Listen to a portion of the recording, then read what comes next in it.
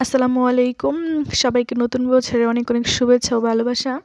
আজকে তৈরি করে দেখাচ্ছি স্পেশালভাবে কবুতরের মাংস ভুনা।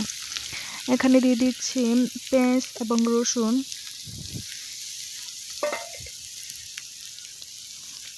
এটাকে খুব ভালো করে ভেজে নিতে হবে। আর এই পুরো রান্নাটা আমি করেছি মাটির চুলায়। আর যে কোনো রান্নাই মাটির চুলায় করলে এটা টেস্ট কিন্তু দ্বিগুণ বেড়ে যায়। এটাকে খুব ভালো করে ভেজে উঠিয়ে নিতে হবে। আমি এর মধ্যে অ্যাড করে দিচ্ছি এলাচ, খাল এবং তেজপাতা। তারপর খুব ভালো করে এটাকে ভেজে নিচ্ছি।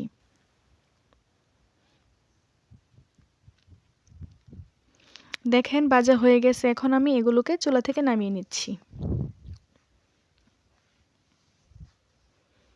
এই পর্যায়ে কিন্তু পেঁয়াজটা উঠিয়ে নিতে হবে, না উঠালে পেঁয়াজটা গলে যাবে, খেতে ভালো লাগবে না। এখন আমি এর মধ্যে অ্যাড করে দিচ্ছি আদা বাটা।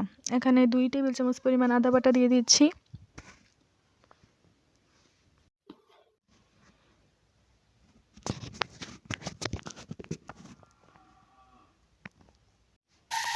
এখন আমি এর মধ্যে অ্যাড করে দিচ্ছি 1.5 চামচ পরিমাণ মরিচের গুঁড়া, 1 চামচ পরিমাণ হলুদের গুঁড়া। তারপর খুব ভালো করে এটাকে নাড়িয়ে নিচ্ছি। এখন সামান্য পরিমাণ পানি দিয়ে দিয়েছি যাতে মশলাটা পুড়ে না যায়। এখন আমি এর মধ্যে অ্যাড করে দিচ্ছি 1.5 চা চামচ পরিমাণ ধনিয়া গুঁড়া। তারপর আবারও খুব ভালো করে এটাকে নেড়ে দিচ্ছি।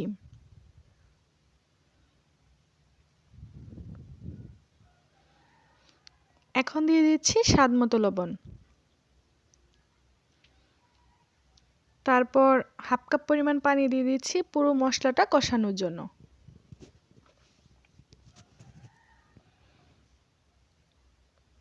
এখন আমি এর মধ্যে অ্যাড করে দিচ্ছি 1 চা চামচ পরিমাণ ভাজা জিরে গুঁড়া।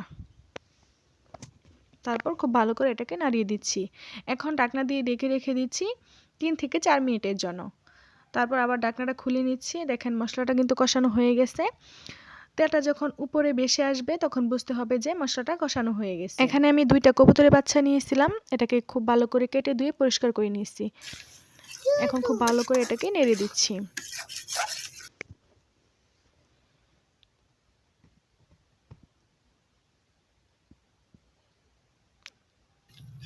এখন কষানোর জন্য ঢাকনা দিয়ে রেখে দিচ্ছি 5 মিনিটের জন্য। দেখেন কষানো কিন্তু হয়ে গেছে। এখন খুব ভালো করে এটাকে নেড়ে দিচ্ছি।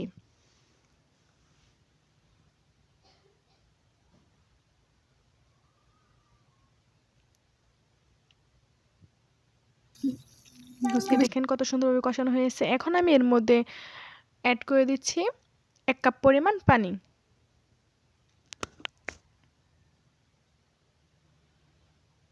এখন ঢাকনা দিয়ে ঢেকে রেখে দিচ্ছি 10 মিনিটের জন্য। 10 মিনিট পর ঢাকনাটা খুলে দিচ্ছি। এখন খুব ভালো করে এটাকে নাড়িয়ে দিচ্ছি। এর মধ্যে 2-3টা কাঁচামরিচ অ্যাড করে দিচ্ছি। কাঁচামরিচটা দিলে এর ফ্লেভারটা সুন্দর আসে। এখন আমি আগে ভেজে রাখা পেঁয়াজ এবং রসুনগুলো এর মধ্যে অ্যাড করে দিচ্ছি। তারপর খুব ভালো করে এটাকে নাড়িয়ে দিচ্ছি। এখানে কিন্তু আর জাল দেওয়ার প্রয়োজন নাই, চুলার আঁচে কিন্তু এগুলা হয়ে যাবে। এখন ঢাকনা দিয়ে ঢেকে রেখে দিচ্ছি 3 থেকে 4 মিনিটের জন্য। এই দেখেন কত সুন্দরভাবে এটা রান্না হয়ে গেছে। দেখতেই পাচ্ছেন এটা দেখতে কতটা লোভনীয় লাগছে। খেতে কিন্তু খুবই মজা হবে।